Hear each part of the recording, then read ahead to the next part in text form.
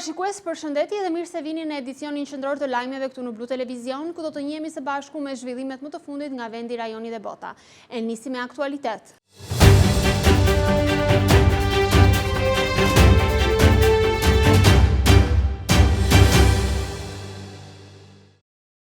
Aftësia e një kryebashkiaku për të kaluar ndryshime buxhetore shërben edhe si një barometër i kapitalit të tij politik. Dështimi i fundit në Këshillin Bashkiak të Vlorës për të miratuar rishikimin e propozuar nga administrata e bashkisë nuk ishte thjesht një pengesë procedurale, por tregoi një krizë leadershipi në Vlorë, për më gjerë shënimi redaksional. Aftësia e një kryebashkiaku për të kaluar ndryshime buxhetore shërben shpesh si barometri më i saktë i kapitalit të tij politik. Dështimi i fundit në Këshillin Bashkiak të Vlorës për të miratuar rishikimin e propozuar nga administrata e drejtuar nga Bruna Mersini nuk ishte thjesht një pengesë procedurale. Ai ekspozoi një frakturë të thellë dhe një krizë të hapur besimi brenda të radhëve të mazhorancës socialiste. Në rishikimin e propozuar, administrata kërkoi të tërhiqte fondet e destinuara për rikonstruksionin e palesës së shkollës 4 Heronj, me synim financimin e një SRZ Shëtjer, përfshirë blerjen e 4 automjeteve turistike elektrike të tipit bagi, me një kosto të përllogaritur rreth 40.000 euro. Subvencionimin e biletës së transportit publik urban, si dhe mbulimin e shpenzimeve operative për klube sportive. Në sytë e një pjesë të konsiderueshme të Këshillit, ky propozim sinjalizonte një mungesë shqetësuese të vizionit strategjik, sakrifikimin e infrastrukturës arsimore në favor të shpenzimeve për automjete turistike, si dhe kostot operative. Reagimi haptazi kundërshtues nuk erdhi vetëm nga opozita, por nga vetë këshilltarët e Partisë Socialiste të pranishëm në sallë, të cilët bën një bojkot të heshtur, por masiv, ndërsa 9 këshilltarë socialist, Brikera Puga, Simbol Pazaj, Anisa Ceno, Gëzim Çapoj, Ledja Shollaj, Edison Kapaj, Bujar Osmanaj, Shkëlqim Leskaj dhe Orkida Hasana zgjodhen të mos paraqiteshin në sallë një mesazh i qartë politik i pakënaqësisë. Ndërkohë votimi dështoi. 2 këshilltarët socialist, Liliana Breshani dhe Sokol Kushta, abstenuan. Rrjedhimisht, kuorumi minimal i nevojshëm prej 26 vota nuk u sigurua dhe projekt vendimi u rrëzua. Zhvillimet dhe ngjarjet e kësaj seance janë simptoma të një patologjie më të gjerë në qeverisjen e qytetit. Mungesa fizike e kryebashkiakes Brunilda Mersini në mbledhjet e Këshillit Bashkiak që nga muaji janar reflekton një prirje drejt izolimit. Kjo qasje e kombinuar me një stil drejtimi që perceptohet si imponues, si dhe refuzimi për të konsultuar me këshilltarët, ka shembur urat e domosdoshme të komunikimit me përfaqësuesit e zgjedhur. Kur një kryetare nuk arrin të bindë as radhët e veta për miratimin e ndryshimeve financiare bazë, ajo humbet diçka shumë më të rëndësishme se sa një votim. Rrezikon autoritetin e saj qeverisës. Për zonjën Mersini, braktisja e hapur nga socialistët vlonjat duhet të shërbejë si një paralajmërim serioz. Ndryshimet që pretendon t'ia Vlorës, ritmi dhe impulsi që mori përsipër që do t'i realizonte më mirë se paraardhësi i saj, zoti Dredha, nuk mund të diktohen në mungesë, nuk mund të delegohen me prokure, as nuk mund të kryen përmes përgjërimeve dhe lutjeve poshtëruese, bëje për mua. Ato të duan aty prezent në krye të detyrës. Dhe të ndryshojmë temën e zhvillimeve duke kaluar në turizëm. Rritet ndjeshëm numri turistëve në Vlorë, veçanërisht i atyre që zgjedhin turet me anije turistike. Edhe këtë ditë të parë të korriku, turistë shumë nga Çekia, Polonia dhe Suedia janë drejtuar parkut detar të Sazan Karabrunit, ndërsa shprehen të impresionuar nga bukuritë natyrore, uji kristalt dhe mikpritja shqiptare. Rritet ndjeshëm numri turistëve në Vlorë, veçanërisht i atyre që zgjedhin ture drejt Sazanit dhe Karaburunit, edhe pse muaji korrik sapo ka nisur. Gjithçka tregon se Vlora do të jetë një nga destinacionet më të kërkuara të kësaj vere. Një nga zgjedhjet kryesore të vizitorëve mbetet turi me anije turistike në gjirin e Vlorës, me ndalesa në ishullin e Sazanit dhe gadishullin e Karaburunit. Turistë nga Çekia, Polonia, Suedia dhe vende të tjera europiane kanë zgjedhur Vlorën për pushimet e tyre verore.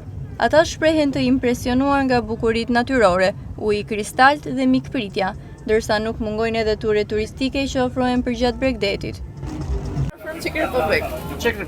Jam nga Çekia dhe në fakt vi për herë të parë në Vlorë dhe jam duke shkuar në ishull për ta parë nga afër pasi kisha dëgjuar për këtë tur. Jam prej disa ditësh në Vlorë dhe do qëndroj deri në fund të javës. Jam mjaft e kënaqur me atë se çfarë kam gjetur këtu. You are from Belgium. Belgium. Unë jam nga Belgjika, në fakt flas shumë pak anglisht, por di të them se jam ndjer shumë mirë deri më tani këtu. Jam bashkë me familjen time dhe sot po bëj një tur me anije turistike. Dua ta shijoj këtë vend. Yes, it's good. Se bja. Struga. Po, Jeni për sa ditë ushqim në Vlorë? për disa 3-4 ditë. Sot ke zgjedhur një tur ndryshe? Sot zgjodhem diçka me anije më ndryshe. Një shëtitje. Më herët në Vlorë çfarë keni vizituar? Era parë vlla që e vizitojmë këto. Shohim, besoj sot një shëtitje të bukur. Sazani, diçka tjetër. Sa ditë qëndrimi ke vendosur në Vlorë? Deri në fund javë. Faleminderit. In Poland. Jam nga Polonia dhe vi për vizitë disa ditore për pushime në Vlorë, një vend i bukur dhe po më pëlqen shumë klima. Besoj si dhe kam dëgjuar se edhe ky tur është shumë i bukur. Yes, tutaj Albania very good. Sweden. Yes. Jam nga Suedia dhe vi për herë të parë në Shqipëri dhe në Vlorë. Nuk isha dëgjuar më parë për vendin tuaj, vetëm diçka për Tiranën që e vizitova pak ditë më parë sa po mbrita nga Suedia. Kam pasur thjesht disa rekomandime për ta vizituar Shqipërinë, por po e them se po më pëlqen shumë. Sot do të shkoj edhe në ishull dhe në këtë tur me anije turistike. Jam i kënaqur deri më tani. Kam gjetur një klimë të mrekullueshme, por edhe një mikpritje shumë të mirë. Po e shijoj me të vërtetë. Not Vlorë, Tirana, and about your dictator. Turi drejt Sazanit dhe Karaburunit i shoqëruar me një shëtitje me anije turistike në gjirin e Vlorës, mbetet një nga preferencat kryesore të turistëve të huaj edhe këtë sezon veror. Ky është një nga destinacionet më të kërkuara nga vizitorët e shumt që kanë zgjedhur qytetin e Vlorës për të kaluar pushimet e tyre verore. Vlora turistike edhe në vëmendjen e kryeministrit Rama, i cili duke ndar pamje në rrjetet sociale thotë se Vlora po e pret këtë verë me turist nga i gjithë bota, të cilët e zgjedhin dhe e zbulojnë bukuritë e fshehura të Bregdetit Jonean, por dhe kulinarinë dhe mikpritjen vendase. Vlora po pret këtë verë turist nga i gjithë bota, të cilët zgjedhin të zbulojnë bukuritë e fshehura të Bregdetit Jonean, por edhe kulinarinë e mikpritjes vendase. Kryeministri shqiptar Edi Rama ndau në rrjetet sociale pamje nga Vlora, ku shëtitoria e Lungomares, por edhe rrugët e qytetit janë plot me turist. Qyteti bregdetar i Vlorës është një nga qendrat më të rëndësishme turistike, ku bashkohen Adriatiku e Joni me një numër të madh atraksionesh kulturore dhe natyrore. Përveç plazheve në gjirin e Vlorës, Sazani dhe Karaburuni janë po ashtu destinacione të rejse për turistët vendase të huaj, të cilët udhëtojnë nga porti i Vlorës me anije turistike. Vlora është e mbushur këtë sezon me turistë vendase të huaj, të cilët shijojnë Bregdetin shkëmbor me ujërat e kristalta. Inspektorët e Agjencisë Kombëtare të Bregdetit edhe këtë javë në terren për garantimin dhe administrimin e rregull të vijës bregdetare, zbatimin e kontratave dhe respektimin e rregullores në fuqi për stacionet e plazheve. Inspektorët e Agjencisë Kombëtare të Bregdetit vijojnë punën në terren për garantimin e administrimit të rregullt të vijës bregdetare dhe mbrojtjen e hapësirave të plazheve publike. Sipas Agjencisë Kombëtare të Bregdetit, monitorimet janë të vazhdueshme dhe përmes tyre si dhe komunikimit me operatorët e stacioneve të plazhit, po garantohet zbatimi i kontratave dhe respektimi i rregullores në fuqi. Sipas Agjencisë Kombëtare të Bregdetit, monitorimet do të vijojnë gjatë gjithë sezonit veror. Hapësirat publike në Bregdet mbeten një nga prioritetet e menaxhimit të sezonit turistik, duke synuar sipas tyre që qytetarët të kenë akses të lirë në vijën ranore dhe një përvojë sa më cilësore gjatë pushimeve verore. Bypassi i Vlorës vijon të plotësohet me investime mbështetëse, mes tyre dhe rehabilitimi i rrugës së fshatit Radhim. Segmenti prej 5 kilometrash është plotësisht i asfaltuar, duke lidhur bypassin me qendrën e fshatit dhe aksin bregdetar Radhim Orikum. I vetmi element që mungon mbetet ndriçimi rrugor. Bypassi i Vlorës është një ndër veprat infrastrukturore më të rëndësishme të ndërtuara në qytetin bregdetar vitet e fundit. Ky aks nacional që lidh zonat dhe disa fshatra të Vlorës është tepër i rëndësishëm për sa i përket qarkullimit rrugor në qytet. Investimi i qeverisë shqiptare dhe fondit të zhvillimit ka në përbërjen e tij edhe investime shtesë mbështetëse për funksionimin dhe mirë funksionimin e tij. Si pjesë e projektit të bypassit të Vlorës, një tjetër rrugë që është ndërtuar është ajo e fshatit të Radhim. Puna për rehabilitimin dhe asfaltimin e saj mund të cilësohet si e përfunduar në total. ka përfunduar rehabilitimi dhe asfaltimi në total i rrugës së fshatit Radhim. Një investim dhe një projekt ky i cili vjen në kuadër të realizimit të bypassit të Vlorës dhe lidhjes së këtij të fundit me fshatrat e qytetit bregdetar, por edhe me rrugën e Bregut, duke krijuar kështu më tepër mundësi kalimi për gjithë qytetarët të pushues vendas dhe të huaj, veçanërisht në sezonin veror.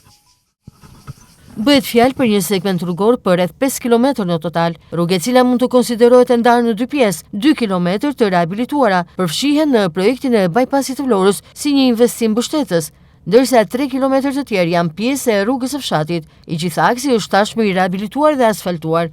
Më parë, fshati Radhim ka patur një rrugë mes gropave dhe plurit e cila nuk lidhej me bypassin, për shkak se dalja e saj në këtë vepër madhore ishte bllokuar. Ndërsa tashmë kemi një aks rrugor që nga bypassi kalon në qendër të fshatit për të përfunduar në aksin bregdetar Radhim-Orikum që lidhet me Bregdetin. Projekti i përfunduar i rrugës është i shoqëruar edhe me vendosjen e të gjithë sinjalistikës së posaçme, horizontale si dhe vertikale. Aksi është pajisur po ashtu edhe me barierat anësore, ndërsa në këtë investim mungon ndriçimi rrugor që nuk ka informacion nëse do të vendoset ose jo në vimësi.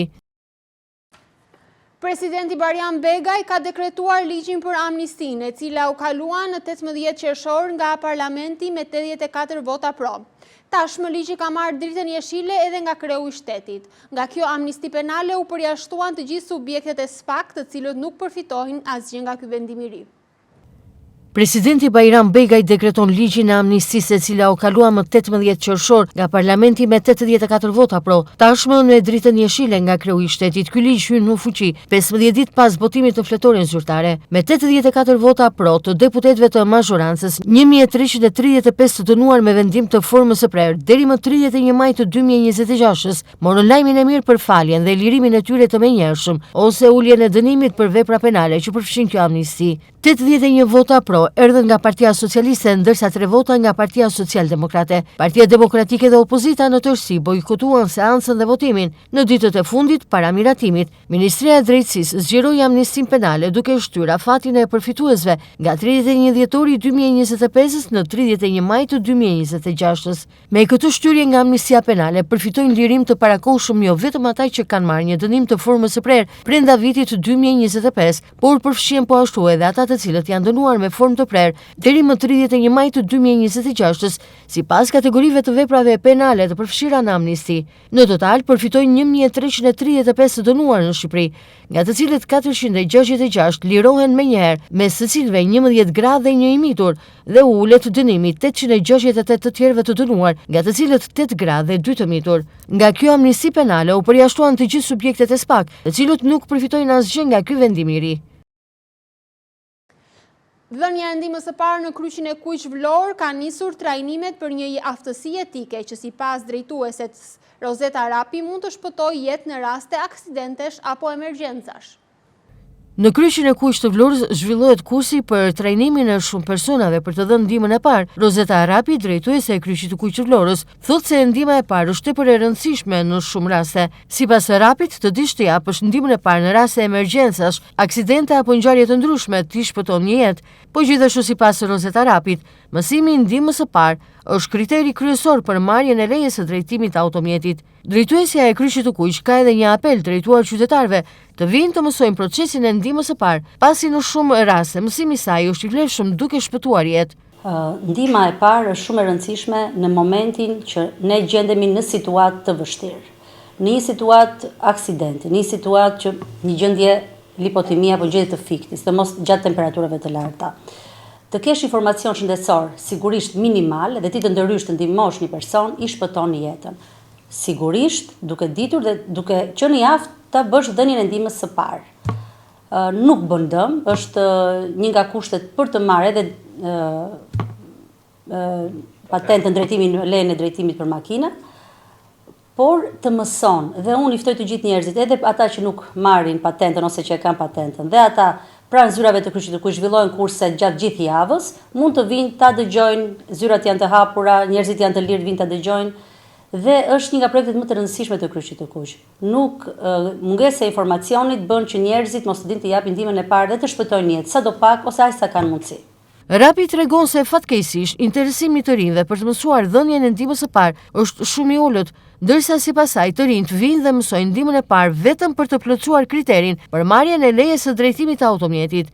Përgjatë procesit të mësimit të ndihmës së parë, të gjithë ata që duhet pajisen me leje drejtimi, Rosetta Rapi thotë se janë të vëmendshëm dhe e ndjekin kursin me interes. Drejtuesja e Kryqit të Kuq të Vlorës e mbyll fjalën e saj me një thirrje drejtuar të gjithë të rinjve, por edhe qytetarëve vlonjat. Shumë pak. Nuk është se i step, është çështje kohe, është çështje informacioni, ndoshta ndoshta nuk e dim fare, ndoshta edhe për këtë gjë, si të ta shpjegoj si.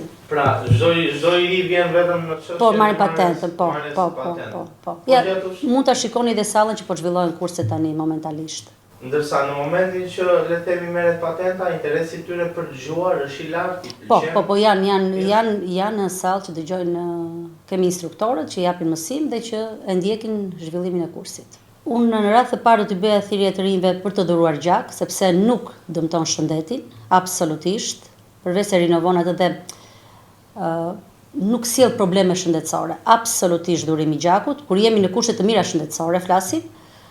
Dhe e dyta, njerëzit duhet të ndihmojnë njëri tjetrin. Jemi në kushte që secili është bërë individualist dhe secili shikon punën e vet, po ndërkohë që kur shikon një person të moshuar që nuk dihet mirë mund ta ndihmosh, patjetër ai sa ke informacion për mos të ndërhyrë dhe më tepër mos të prishur punë dhe për mos të bërë, është shumë e rëndësishme. Edhe dhurimi i gjakut që është nga projektet më të rëndësishme dhe që siç e thash nuk blihet në farmaci dhe nuk e gjen dhe në gjatë jetës ne mund të gjendemi në situata të tilla që të kemi nevojë për dhurim gjaku, në mos për vete për familjarët tanë dhe situata është e tillë.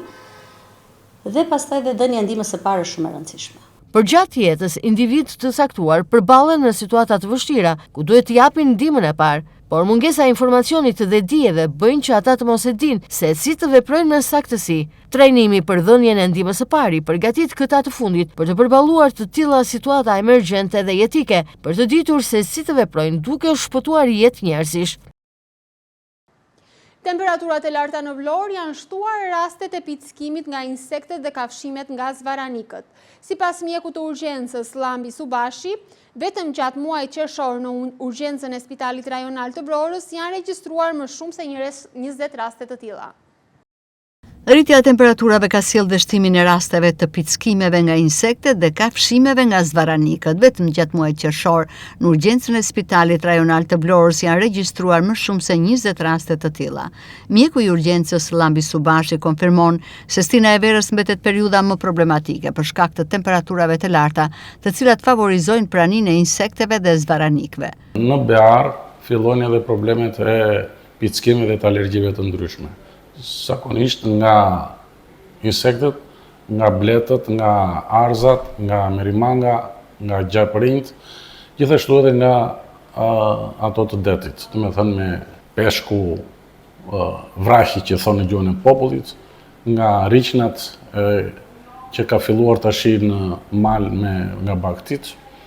Rastet gjithmonë shtohen në këtë periudhë, por të gjitha rastet që kemi pasur janë stabilizuar, janë observuar gjatë në spital për 24 orë, 48 orë si pas rastit, dhe kanë dalë të qetësuar dhe të stabilizuar. Gjatë muajit qershor kanë qenë tek 20 raste, duke përfshirë komplet gjatë 24 orë. Dhe të stabilizuar, nuk kanë qenë raste problematik të cilët kanë dhënë, janë shoqëruar me probleme hemodinamike. Referuar rasteve të regjistruara, mjeku Subashi shpreh se fatmirësisht të gjitha kanë qenë të menaxhueshme. Sipas tij, problematikat më të mëdha evidentohen në zonat rurale, por dhe pranë banesave ku ka bimësi dhe shkure të papastruara, të cilat krijojnë kushte të favorshme për insektet dhe zvaranikët. Gjithmonë në vendet rurale dhe sidomos janë në male ndodh, por kanë filluar të zbresë edhe më poshtë. Pse? Sepse nuk bëhet pastrimi i ullishteve, nuk bëhet pastrimi i ambienteve rreth shtëpisë dhe prandaj dhe gjithmonë zvaranikët afrohen gjithmonë sa më afër për të ushqyer më shumë dhe për të pirë ujë edhe kështu. Në rastin e parë duhet të drejtohen urgjencës apo jo? Pikërisht gjithë rastet këtu vinë. Dhe këtu bëhet triazhimi dhe shikohen rastet imtësisht dhe pyeten mirë të sëmurët ose pacientët për çfarë lloj gjapri ka qenë që ka kafshuar, se gjithmonë themi për kafshim gjaprinç, jo pickim, pickojnë bletët, pickojnë insektet, edhe koha nga momenti i kafshimit nga gjapri ose pickimit nga bletët ose insektet e ndryshme. Edhe periudha në vijim pritet të mbetet problematike sa i përket pickimeve dhe kafshimeve nga insektet apo zvaranikët. Bluzat e bardha u bëjnë thirrje qytetarëve të tregojnë kujdes maksimal dhe në rast pickimi ose kafshimi t'i drejtohen sa më shpejt urgjencës së spitalit për të marrë ndihmën e nevojshme mjekësore. Policia e shtetit ka zyrtarizuar këtë të mërkur një sër ndryshimesh dhe emërimesh të reja në strukturat drejtuese, si në nivel qendror, po ashtu edhe në drejtorit vendore të policisë. Ndryshimet janë prekur edhe në drejtorin vendore të policisë Vlorë, kryesisht në drejtimin e komisariateve të qarkut. Policia e shtetit ka zyrtarizuar këtë të mërkur ndryshimet e reja në strukturat drejtuese të saj, ndërkohë që këto ndryshime kanë prekur edhe drejtorinë vendore të policisë së qarkut të Vlorës. Kështu Felix Hoda është emëruar të shmë shefi komisariatit të Sarandës, ndërsa Vendimi Mera i shefi komisariatit të Delvinës. Këto ndryshime vinë edhe në kuadër të rikonstruktimit të strukturave në drejtoritë vendore të policisë së qarkut të Vlorës, ndërkohë burime nga policia e Vlorës bëjnë me dije se ndryshime ka patur edhe në strukturat të tjera drejtuese, kryesisht në zonat bregdetare. Ndërkohë mësohet se referuar pikërisht të komisariatit të policisë së Sarandës, tashmë Hoda është emëruar zyrtarisht pas ndryshimeve të shumta dhe pas aksionit të nisur edhe nga AMP-ja e policisë së shtetit rreth problematikave të shfaqura në komisariatin e policisë së Sarandës. Policia e shtetit ka zyrtarizuar këtë të martë një sër ndryshimesh dhe emërimesh të reja në strukturat drejtuese, si në nivel qendror ashtu edhe në drejtoritë vendore të policisë. Ndryshimet kanë prekur edhe drejtorinë vendore të policisë Vlorë, kryesisht në drejtimin e komisariateve të qarkut. Felix Hoda ishte emëruar shefi i komisariatit të policisë Sarandë, ndërsa Vendimi Meraj do të drejtojë komisariatin e policisë Delvin. Lëvizje janë bërë edhe brenda strukturave të drejtorisë vendore të policisë Vlorë, ku janë kryer emërime dhe transferimet e efektivëve drejt zonave bregdetare, në funksion të riorganizimit të punës dhe përballimit të fluksit të shtuar të sezonit turistik. Sa i përket komisariatit të policisë Sarandë, emërimi i drejtuesit të ri vjen pas problematikave të shënuara në muajin e fundit, të cilat u pasuan me hetime dhe arrestimin e ish shefit të komisariatit. Me këto ndryshime, policia e shtetit synon forcimin e strukturave drejtuese dhe rritjen e efikasitetit në garantimin e rendit dhe sigurisë, veçanërisht gjatë sezonit veror, kur qarku i Vlorës dhe qyteti i Sarandës përballen me një numër të lartë vizitorësh.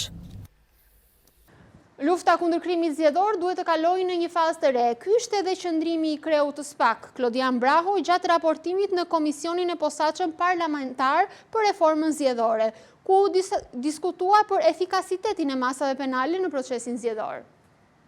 Task Force e përhershme për krimet zgjedhore. Kreu i SPAK, Klodian Braho, ka konfirmuar se do të shpërsohen dënimet, hetimet deri tek përfituesit real, kriminalet në kërkim, ndërsa mund të nisin edhe me arrestimet. Lufta kundër krimit zgjedhor duhet kalojë në një fazë të re me më shumë koordinim institucional, hetime financiare deri tek ndërmjetësit, organizatorët dhe ata që përfitojnë nga deformimi i vullnetit të zgjedhësit, si dhe një politikë penale më efektive. Ishin këto qëndrimet kryesore të kreut të SPAK, Klodian Braho, gjatë raportimit në Komisionin për Zgjedhoren. Së pari duhet të vlerësohet hartimi një strategjie kombëtare për parandalimin, identifikimin dhe hetimin e krimit zgjedhor.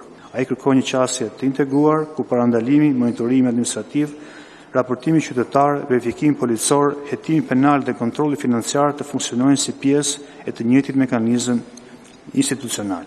Së dyti, protokolli bashkëpunimit ndërinstitucional duhet kalojë nga instrumenti i përkohshëm për një cikël zgjedhor në një mekanizëm të qëndrueshëm dhe të përhershëm të normuar me ligj.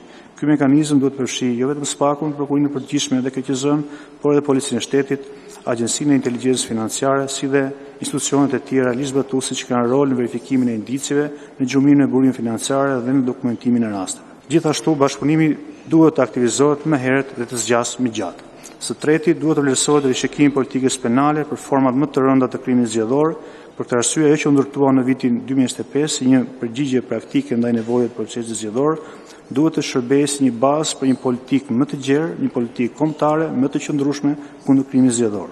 Nëse reforma arrin ta lidhë hetimin penal me kontrollin financiar, me bashkëpunimin institucional dhe reagimin e hershëm, atëherë lufta kundër krimit zgjedhor nuk do të jetë më vetëm reagim pas faktit, por një mekanizëm real mbrojtje për votë. Sugjerimi i parë i SPAK është hartimi një strategjie kombëtare për parandalimin, identifikimin dhe hetimin e krimit zgjedhor. Brau tha se prania e task forces mes SPAK, Komisionit Qendror të Zgjedhjeve dhe Prokurorisë së Përgjithshme dha rezultate konkrete në zgjedhjet parlamentare të 2025-s. Ai tha se kjo task force ishte një organizim i brendshëm i SPAK me prokurorë dhe hetuesit e Byros Kombëtare të Hetimit, por nuk u përfshin institucione të tjera. Pikërisht ky është propozimi i dytë i kreut të SPAK, sipas të cilit kjo task force duhet të sanksionohet me ligj dhe të përfshihet edhe policia e shtetit, Agjencia e Inteligjencës Financiare dhe institucionet e tjera që kanë rol në verifikimin e indicjeve dhe gjurbimin e burimeve financiare. Po ashtu, kreu i SPAK propozoi që kjo task force të ngrihet të paktën 4 muaj para zgjedhjeve dhe të vijojë edhe pas përfundimit të procesit të numërimit të votave. Një tjetër pikë ku SPAK kërkon ndryrje është politika penale për krimet zgjedhore duke kërkuar ashpërsimin e dënimeve. Brau ndal edhe tek mënyra se si duhet të zhvillohen hetimet, duke theksuar se ato nuk duhet të kufizohen vetëm te personat që japin ose marrin përfitime për votën, por duhet të shkohet deri tek përfituesit real. Kreu i SPAK ka ngritur dhe shqetësimin e personave që janë të shpallur në kërkim ose që janë të dënuar dhe arrestimi i tyre ende nuk është kryer. Brau tha se për persona të veçantë janë duke menduar një strategji për t'i arrestuar vet. Ai nuk hodhi akuza direkt ndaj policisë së shtetit, por tha se nuk e di arsyen pse këta persona nuk arrestohen. Në raportimin e tij, kreu i SPAK Brau bëri të ditur se gjatë periudhës 2021-2025, SPAK ka administruar 233 materiale që lidhen me krime zgjedhore, ndërsa vetëm për zgjedhjet parlamentare të 11 maj 2025 janë administruar 194 sinjalizime, kallëzime dhe referime për dyshime për krime zgjedhore. Kryeinspektori i përgjithshëm Dashnor Sula ka zhvilluar këtë të mërkur një takim me inspektoriatet rajonale të qarkut të Beratit. Qëllimi i takimit vënia në gatishmëri të plotë të gjitha strukturave për të përballuar çdo problematikë që mund të paraqitet gjatë këtij sezoni turistik. Kryeinspektori i përgjithshëm Dashnor Sula ka zhvilluar paraditën e sotme një takim me të gjitha inspektoriatet rajonale të qarkut të Beratit, siç janë Inspektoriati i Mbrojtjes së Territorit, ISHMP-ja, AKU-ja e të tjerë. Qëllimi i takimit vënia në gatishmëri të plotë të gjitha këtyre strukturave për të përballuar çdo problematikë që mund të paraqitet. Sula theksoi si një rol të rëndësishëm gjatë këtij sezoni do të luajë Autoriteti Kombëtar i Ushqimit, e cila duhet të shtojë kontrollet me qëllim garantimin e sigurisë së plotë ushqimore në çdo restorant, bujtin apo ambiente ku shërbehet ushqim. Inspektoriati i Higjienës dhe i Shëndetësisë duhet të jetë gati për të shmangur problematikat që prej vitesh janë shkaktuar nga ndotja e lumit të osum dhe jo vetëm. Inspektoratet rajonale të Beratit do të duhet të jenë në gatishmëri për çfarë do lloj situate, duke pasur parasysh që Berati është një ndër qytetet pa një peshë specifike, do thosha të konsiderueshme të gjithë turizmit në Shqipëri, dhe që Berati është ndoshta i vetmi qytet që ka një turizëm 12 mujor, por kuptohet që edhe në periudhën e verës 4 vishohet apo 5 vishohet numri i turistëve në qytetin e Beratit, në gjithë qarkun e Beratit, që do të thotë që edhe problematikat janë më të mëdha, dhe që do duhet që dhe inspektoratet, do mos AKU-ja, kemi parasysh veterinaria apo dhe të bidheve, do duhet të jetë jashtëzakonisht të kujdesshëm për të bërë të mundur parandalimin e çfarë do lloj problematika me të vetmin qëllim që të krijohen sa kushte sa më komode për të gjithë furnizimin, fuqinë e turizmit për turistët dhe për mbarvajtjen e turizmit në të gjithë qarkun e Beratit. Bashkimi Evropian janë shumë interesuar që shtetet e tyre të marrin shërbimin maksimal, do duhet që AKU-ja të jetë jashtëzakonisht të vepërshme, që mos të ndodhi asnjë lloj problematike, duke pasur parasysh temperaturat e larta në periudhën e verës, që do të thotë që AKU-ja do duhet që të ketë një numër të shtuar të kontrollat për parandalimin që mos krijohen situata të vështira në për restorante, në për hotele, në për kujtina, në për agroturizme, edhe në vendet e tjera. E njëjtën gjë do të shtoja edhe për inspektoratin shëndetësor, që do duhet të jetë shumë kujdesshëm, që të paradalojnë pikërisht këto problematika.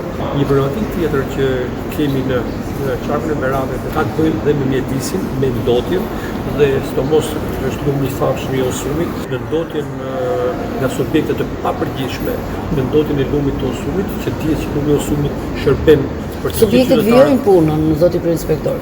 Sigurisht subjektet do të vazhdojnë punën, do të ushtrojnë funksionin ekonomik të tyre, por brenda të gjitha rregullave, të cilat do duhet në mbrojtjet e mjedisit dhe që mos ndotet mjedisi.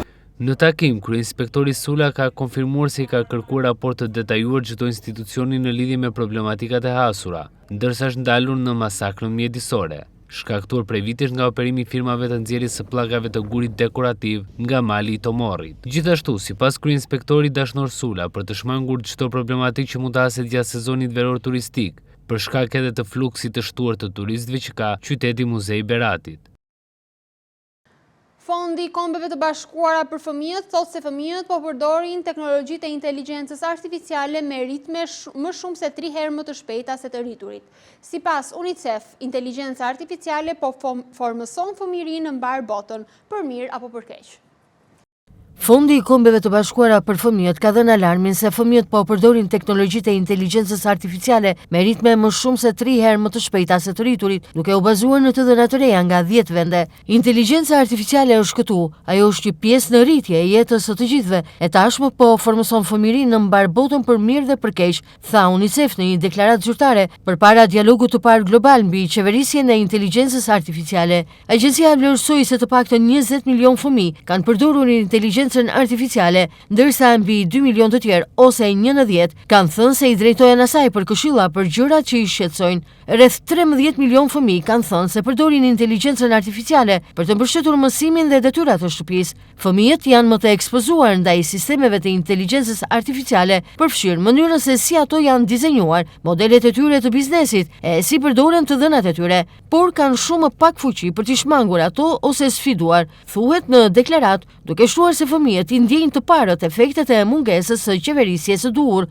dhe të jetojnë më gjatë me pasojat. UNICEF tha se 1/3 e fëmijëve në 10 vendet e anketuara kanë shprehur shqetësimin se inteligjenca artificiale mund të përdoret për mashtrim dhe dezinformim, ndërsa 1/4 kanë patur frikë se imazhet apo videot e tyre mund të manipulohen në forma seksuale të re me deepfake. Shumë sisteme po u arrin fëmijëve pa masa mbrojtëse, sigurie. Në dukje është një mendim i mëvonshëm, tha agjencia. UNICEF u bëri thirrje qeverie, sektorit privat dhe partnerëve që të përfshin të drejtat e fëmijëve në qeverisjen globale të inteligjencës artificiale, duke përfshirë investime në kërkime për rreziqet e kësaj inteligjence për fëmijët, forcimin e ligjeve kundër shfrytëzimit seksual të mundësuar nga inteligjenca artificiale, sigurimin e dizajnit të sigurt dhe transparent, rritjen e njohurive digjitale si dhe ngushtimin e hendekut digjital. Ky është një moment vendimtar. Zgjedhjet që bëhen tani për inteligjencën artificiale do të formësojnë sigurinë, privatësinë, mirëqenien dhe mundësitë e barabarta të fëmijëve